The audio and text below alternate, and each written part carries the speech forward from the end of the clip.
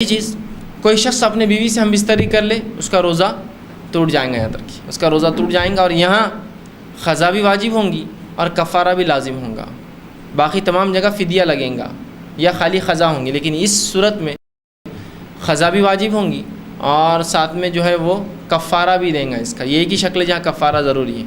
آپ صلی اللہ علیہ وسلم کے پاس ایک شخص آیا اور کہا اللہ کے رسول میں تو ہلاک اور برباد ہو گیا۔ آپ صلی اللہ علیہ وسلم نے پوچھا اطمینان رکھو کیا ہوا؟ کہا میں ہلاک اور برباد ہو گیا۔ کہا کیا ہوا؟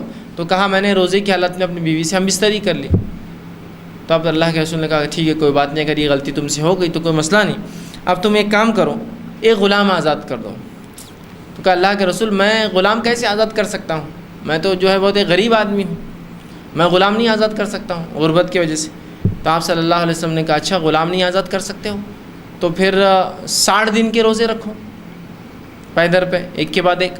تو کہا اللہ کے رسول یہ بھی نہیں ہو سکتا مجھ سے، 60 دن کے روزے رکھوں گا تو مشکل ہے، کمزوری کے اعتبار سے میرے کام کاج کے اعتبار سے میرے لیے محال ہے، وہ غریب انسان تھے کہ میں 60 دن کے روزے رکھوں۔ تو آپ صلی اللہ علیہ وسلم نے کہا کہ اچھا پھر 60 مسکینوں کو کھانا کھلاؤ۔ تو کہ اللہ کے رسول میں تو بہت غریب آدمی ہوں، خود کے کھانے کے میرے مسئلے ہیں، میں 60 مسکینوں کو کیسے کھانا کھلاؤں گا؟ تو کہا جو کچھ پھر تمہارے پاس ہو صدقہ کرو کچھ کھانے کا۔ تو کہا کچھ بھی نہیں، تو کہا بیٹھ جاؤ پھر۔ اب وہ بیٹھا رہا، ایک شخص آیا اور اللہ کے رسول سے کہا اللہ کے رسول یہ کھجور مجھے صدقہ کرنا ہے۔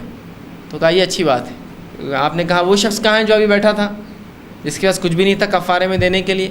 تو کہا کہ اللہ کے رسول فلاں وہ آیا، کہا اللہ کے رسول میں آیا ہوں۔ کہا کہ اب یہ کھجور لے کر جو ہے اپنے علاقے کے سب سے غریب لوگوں میں تقسیم کر دو، یہی تمہارا کفارہ، مطلب جو طاقت ہے وہ خرچ کر دو پھر آخر میں۔ تو اس نے کہا اللہ کے رسول سچ بتاؤں تو مجھ سے زیادہ غریب تو کوئی گھر ہی نہیں ہے میرے علاقے میں، مدینے کی بستی کا میں سب سے غریب آدمی ہوں۔ تو کہا جاؤ اب تم ہی کھا لو، اپنے بھی بچوں کو یہ دو، کیا کریں گے؟ اور اسی نے کھا لیا۔ اس حدیث سے یہ بھی پتہ چلتا ہے کہ دین اسلام کتنا آسان ہے، اس میں کوئی مشقت نہیں دیکھی، اس کے لیے آسانی دی گئی، لیکن اس ترتیب کو ہم کو فالو کرنا پڑے گا۔ ہم کو پہلے غلام آزاد کرنے والا عمل کرنا پڑے گا، غلامی چونکہ نہیں ہے تو چھوڑ دیجیے، 60 دن کے روزے کی کوشش کرنا پڑیں گی، دوسرا کفارہ۔